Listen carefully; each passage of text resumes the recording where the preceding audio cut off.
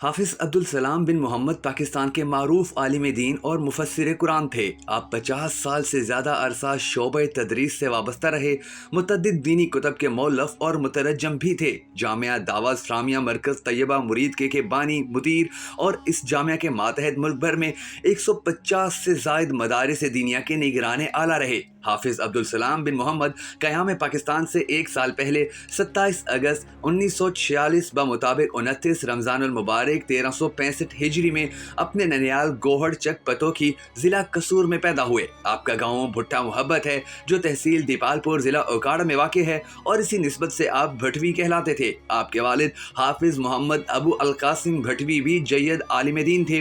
حافظ عبدالسلام بن محمد نے میٹرک اور حفظ القرآن کے بعد دینی تعلیم جامعہ محمدیہ اوکاڑا اور جامعہ سلفیہ فیصل آباد سے مکمل کی۔ آپ فاضل عربی، فاضل فارسی اور فاضل طب جدید نظریہ مفرد ازا کی سند رکھتے تھے۔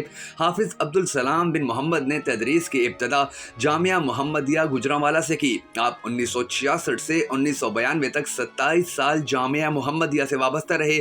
اس دوران ایک سال جامعہ تدریس القرآن والحدیث راول پنڈی جو موجودہ جامعہ سلفیہ اسلام آباد ہے وہاں پر بھی درس و تدریس کرتے رہے۔ 1992 میں مستقل طور پر مرکز طیبہ مرید کے شیخو پورہ منتقل ہوئے اور جامعہ دعوت اسلامیہ کی بنیاد رکھی۔ آپ اس جامعہ کے بانی مدیر ہیں اور یہاں سے فارغ التحصیل ہزاروں طلبہ کے استاد جن میں سے متعدد معروف علماء کرام بھی شامل ہیں۔ حافظ عبدالسلام بن محمد خطبات جمعہ، درس و قرآن و حدیث اور فتاوی کے لیے بھی پاکستان میں بہت معروف تھے۔ آپ نے 1966 میں مولانا محمد اسماعیل سلفی رحمۃ اللہ علیہ کی تاخیر پر جامع مسجد بلال سیٹلائٹ ٹاؤن گوجرانوالہ میں خطابت کا آغاز کیا اور بعد میں شیخ الحدیث مولانا عبداللہ رحمۃ اللہ علیہ کے حکم پر ایک سال جامع تدریس القرآن والحدیث راولپنڈی میں صحیح بخاری اور دوسری کتب کی تدریس کے ساتھ خطبہ جمعہ بھی دیتے رہے۔ گوجرانوالہ واپسی کے بعد جامع مسجد اہل حدیث وحدت کالونی میں خطبہ جمعہ دیتے رہے۔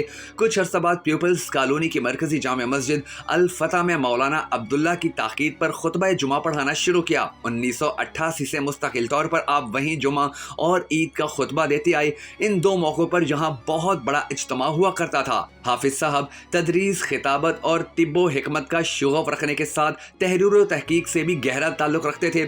آپ قرآن مجید کا آسان فہم اردو ترجمہ کرنے کے علاوہ تفسیر القرآن الکریم کے نام سے 4 جلدوں پر مشتمل قرآن مجید کی تفسیر بھی لکھ چکے تھے۔ اس کے علاوہ آپ کی معروف تالیفات اور تراجم میں شرح کتاب الجامع من بلوغ المرام، شرح کتاب الطہارۃ من بلوغ المرام، مقالات طیبہ، احکام زکوٰۃ و عشر، ترجمہ اسلامی عقیدہ، ترجمہ حسن المسلم، ہم جہاد کیوں کرتے ہیں، مسلمانوں کو کافر قرار دینے کا فتنہ، مسلمانوں میں ہندوانہ رسوم و رواج، حلال و حرام کاروبار شریعت کی روشنی میں اور ایک دین 4 مذاہب جیسی تالیفات تحریر کر چکے تھے۔ حافظ صاحب 77 سال کی عمر میں دوران اسیری علالت کے باعث 29 مئی 2023 کو انتقال کر گئے اور عاجزی، انکساری، تواضع، حلم، ذہانت، علم کا ایک باب بند ہو گیا اور ہم ایک عظیم مفسر اور محدث سے محروم ہو گئے۔ اللہ تعالیٰ مفسر قرآن و حدیث و تفسیر استاذ العلماء شیخ حافظ عبدالسلام بھٹوی کی بخشش فرمائے اور اسلام کی تبلیغ اور اشاعت کے لیے ان کی خدمات کو قبول فرمائے۔ اگر آپ اس دعا میں شامل ہونا چاہیں